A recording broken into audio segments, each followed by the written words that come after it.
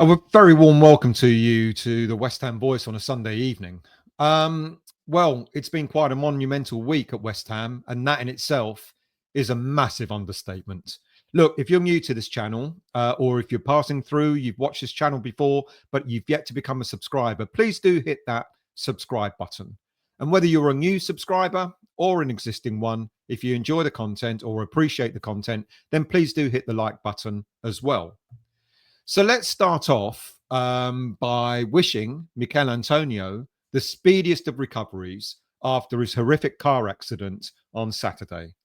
Now, with the way news, or should I say gossip, travels so fast on social media, there were extremely worrying updates breaking every 5 or 10 minutes or so, with various people suggesting that his injuries were anything from just a broken leg to life-threatening injuries. It's an absolute relief that the latter was not the case.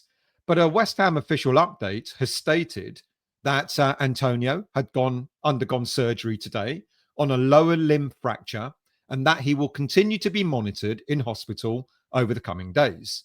Now, there have been reports that he suffered a compound fracture on the femur. Now, what that means is that the bone was exposed, it tore through the skin.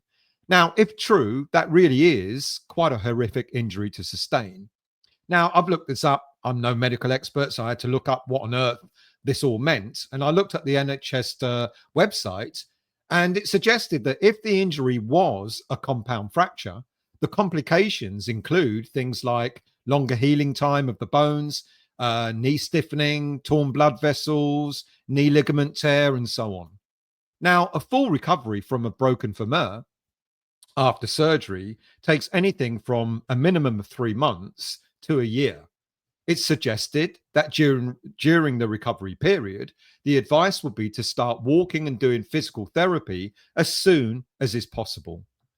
It's almost certain that surgery will have included metal plates being inserted to realign the broken bones, which would be in place permanently. It's way too early to speculate that Antonio's playing days are over. But one thing that we know is when it comes to West Ham, we're aware that the player has got 7 months left on his current contract. Now, apparently, there is a possibility of a 1-year extension as well. If anything, West Ham may well do what they did with Angelo Ogbonna when he suffered this crucial ligament tear, where the club automatically extended his contract during his recovery period. And West Ham United may well do the same with Antonio. But all that aside, I know every fan will wish him a full and speedy recovery. And it's fantastic to have seen that the vast majority of other fan bases across the country are also wishing him the best. When things like this happen, it's good to sort of you put your rivalries to one side and it pulls us all together. So the best of luck to Antonio. So we move on to other matters. And up until the Antonio incident, the week had been dominated by the will he, won't he saga of whether Julen Lopetegui was to be sacked after the 3-1 away defeat to Leicester last Tuesday. Now, we all know that a board meeting had been arranged and everyone believed that Lopetegui would have been handed his P45. But that wasn't to be. And on Thursday, a club announcement stated that Lopetegui would be in charge for the game against his old club Wolves on Monday evening. As mentioned in my previous show, the statement was quite short and it didn't include any of the usual rhetoric like, we believe in the manager, we back him, we believe that things will change, etc. None of that. It was just purely that he'd be in charge for the game against Wolves on Monday, and it was that. Now, the belief is, whilst West Ham continue to negotiate a deal for a replacement, Lopetegui will continue to remain in charge. But he could still be gone despite whatever the result will be on Monday night. So ironically, if we win, this might still be Lopetegui's last game in charge if a deal to bring a replacement in is completed. There is now, of course, yet more rumour that the board members are split over who should come in to replace Lopetegui, with the suggestion that David Sullivan is beginning to side with Mark Noble on favouring to bring in Michael Carrick. But the likelihood of Middlesbrough wanting to part ways with Carrick nearly halfway through a promotion-chasing season is remote. Middlesbrough, they got a creditable 1-1 draw away to second-place Burnley at the weekend to keep them chasing the pack. And they're currently 5th place. However, should the results, I'm sure maybe the results are already out, but should the results favour Blackburn, Watford or Sheffield Wednesday in their games in hand, then Middlesbrough might drop down a position or two in the league. Still, if it is Carrick, I think this is more likely to be a long-term plan rather than a plan for the here and now. And West Ham are more likely to wait until the end of the season to see just how well Carrick continues to get his team performing before making a move. Now, that means that there is likely to be a need, or there is a need, for a short-term interim solution, with many suggesting that Graham Potter is leading the race to come in for the short term. However, it's also been suggested that Potter doesn't fancy a short-term stint and is more likely to be looking for a longer-term deal himself. Now, the whole Potter scenario is an odd one to me because I've mentioned in my show the other day and on several occasions before, Sullivan is known not to be a Graham Potter fan. He believes that his success at Brighton was more to do with the way that the Brighton was structured with the data-driven analysis bringing in players rather than the coach himself. So therefore, as I asked the other day, if that's the case, if Sullivan doesn't favour him, why are we even considering him even for a short-term deal? And here is where the rumours are now beginning to sound a little bit more ridiculous than anything else. And to be fair, a little bit more unbelievable. So let's just go back. Carrick is apparently favoured by Noble and seemingly now backed by Sullivan, yet Sullivan is notorious for not buying out the contracts of managers and head coaches who are currently in work. So there is a big question mark over the whole Carrick issue straight away. And then, as I mentioned, Potter isn't fancied by Sullivan. So another question mark over this link.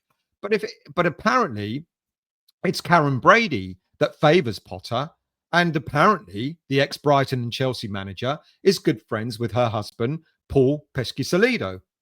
There's the link. And then apparently Tim Steidten prefers a German coach or a coach who has managed in the German league. So enter Edin Terzic and Roger Schmidt into the fray. Now, we all know about Terzic, who was assistant to Slaven Bilic during his time at West Ham, and Schmidt, who I spoke about, I think about a month or so ago. He's managed the likes of Red Bull Salzburg, Bayer Leverkusen, PSV, and more recently, Benfica. Now, both are currently out of work and would be better suited to Sullivan's philosophy of not having to pay compensation.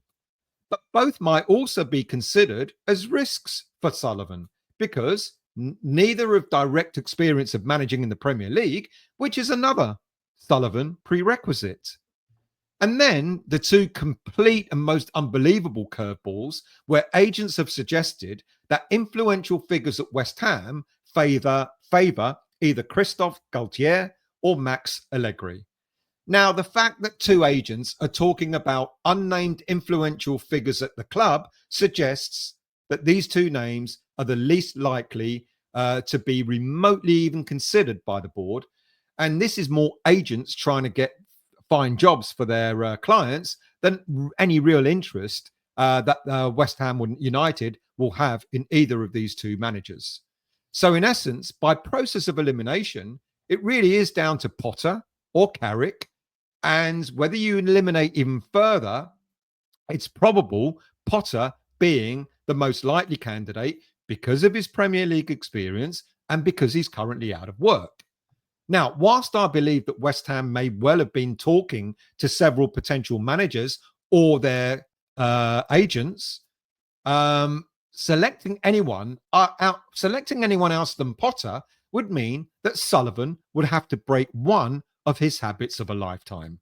Either he needs to pay compensation to Middlesbrough to get Michael Carrick, and if that was the case, then why not target another club to get a current working manager or head coach who does have Premier League experience? For example, Marco Silva of Fulham, Thomas Frank of Brentford, or Andoni Iralo. I know I'm going to mispronounce it yet again, even though one of my viewers gave me the way it should be pronounced, or Andoni Iralio of Bournemouth. At least they fit the criteria of having had experience in the Premier League that Sullivan likes. But, of course, the habit that Sullivan will have to break is paying compensation to get them. Or Sullivan will have to forfeit the experience in the Premier League and then take a punt on someone like Terzic or Schmidt. Now, if he does that, he's going to be worried about getting his fingers burnt again, because there's a feeling with Sullivan that he's tried the foreign coaches. He doesn't really favour anyone that doesn't have the experience. So is he going to root for one of those? Now, one thing's most definitely not going to do is he's going to go for a wild card. He definitely is not going to go for a total wild card, which would mean that Gaultier and Allegri, in his eyes, would be completely out of the picture.